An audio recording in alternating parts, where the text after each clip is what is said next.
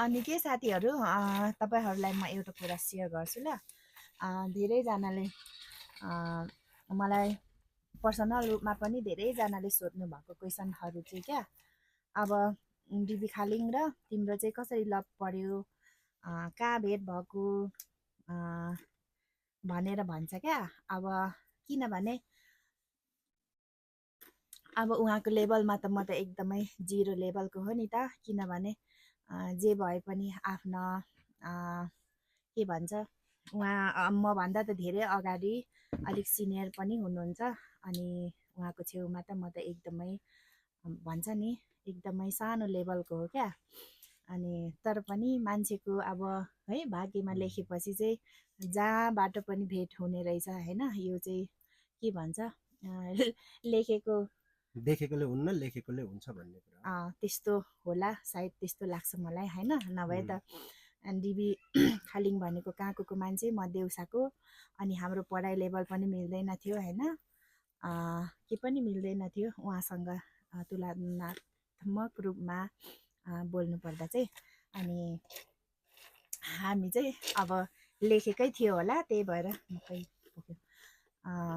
भेट भयो, लभ पर्यो, अनि बिहे पनि गर्यो। अलरेडी हामीसँग 2वटा छोरा पनि छ है। हाम्रो लभ चाहिँ खासमा उहाँले भन्नुहुन्छ है मलाई, अब म त खास उहाँलाई लभ पर्नुभन्दा अगाडि अलिअलि चिनेको, त्यो पनि अब मेरो साथीको थ्रुबाट चिनेको हो उहाँलाई। डिबी खालिङ रे भन्ने चाहिँ, डिबी खालिङ भन्ने मान्छे अनि सोलो एफएममा बोल्नुहुन्छ भन्ने चाहिँ मलाई अलिअलि मात्रै थाहा थियो है। अनि पछि अब यसरी लभ गरिन्छ बिहे गरिन्छ भन्ने त त्यो 100 मनमा 1 मन पनि थिएन मलाई, मेरो मनमा होइन। अनि पछि चाहिँ म एसई दिएर सलेरी आएपछि को पनि 11-12 2 वर्षपछि होला है, हाम्रो पढ्दै गर्दा होला है हाम्रो भेट भएको। अब भेट हुँदा नि पहिलोचोटि भेट हुँदा पनि अब उहाँले त के सोच्नु भएको थियो उहाँ आफैले भन्नुहुन्छ, म चाहिँ के पनि सोचेको थिएन है। यसरी अब उहाँलाई मन पराउँछु, मन परेको त त्यो त मेरो दिमागभन्दा बाहिरको कुरा, मनभन्दा बाहिरको कुरा हो क्या। भनेपछि चाहिँ तपाईँले चाहिँ अब म यहाँ पढ्न आएपछि होइन चिन्नु भएको कि म स्कुल लेभल पढ्दादेखि नै चिन्नु भएको थियो, कसरी चाहिँ मलाई चिनेर तपाईँले प्रपोज गर्नुभयो भन्नु त। मैले त अब अगाडि त देखेको नि थिइनँ। अब मेरो क्लासमेट साथीसँग जालिम बजार जाँदाखेरि बरु तिमीले चाहिँ देखेको थियो अरे, त्यो कुरा पनि फेरि मलाई याद छैन। देखेको भन्दा नि देखेको, अनि त्यतिखेर चाहिँ डिबी खालिङ भन्ने मान्छे भनेर चाहिँ चिनेको। तर मलाई त त्यो पनि याद छैन। पछि सल्लेरीमा तिमीहरू पढ्ने बेलामा मैले एक दिन देखाएको थिएँ, एहे यो मान्छे चाहिँ जोस् आफ्नो बनाउन पाए हुन्थ्यो भन्ने लागेको थियो। मैले सल्लेरीको बसन्त बजारमा देखाएको थिएँ। त्यसपछि पछि त्योभन्दा मैले देखेको भन्दा पनि निकै पछि इन्टर पढ्दा पछि चाहिँ मैले एकजना मेरो सहकर्मी साथीकोमा रुम रहेछ, त्यहाँ देखेँ। अनि त्यहाँ साथी मार्फत नै बोलचाल भयो। बोलचाल भएपछि यसो बोली वचन हरेक कुरा मन पर्यो। अनि के छ त अब मलाई मन पर्यो, तिम्रो कोही मान्छे छन् कि छैनन् भनेर मैले सोद्धा छैन भन्ने खालको कुरा आयो। त्यसपछि पनि मैले एक्सेप्ट गरिहालेँ कि हालिनँ होला भन्नु त। मैले एक्सेप्ट, तपाईँले त्यो त्यसरी प्रपोज गर्नुभयो मलाई होइन, एक प्रकारको प्रपोज नै हो नि त त्यो होइन तपाईँको थ्रुबाट। तर पनि मैले अब तपाईँले त्यसो भन्नु साथै ओके गरेँ कि नो गरेँ, कति पछि मैले तपाईँलाई ओके गरेँ भन्नु न। नो पनि होइन ओके पनि होइन, हाँसेरै बिताइयो होइन पेन्डिङमा। त्यसपछि अब यसो बोल्ने कुराहरू हुँदै गयो। एक दुई बोल्दै जाँदा अलि नजिक भयो र 5 वर्षको हाम्रो प्रेम हामीले 2071 सालमा विवाहमा परिणत गऱ्यौँ। अब त्यो लेखेकै थियो होइन, लेखेकै थियो। त्यही भएर अब हाम्रो फ्यामिली ब्याकग्राउन्ड पनि दुईजनाको उस्तै हो, किनकि विवाह हुनुमा फ्यामिलीमा पनि कति कुरा भर पर्छ। किनकि अब मेरो पनि फ्यामिली एकदम जिरो लेभलबाटै हो, अब उसको पनि फ्यामिली जिरो लेभलबाटै माथि उक्सिँदै गरेको अवस्थामा थियो। त्यो भएर अब यस दुईजनाको फ्यामिली ब्याकग्राउन्ड हरेक कुरा मिल्दै गयो।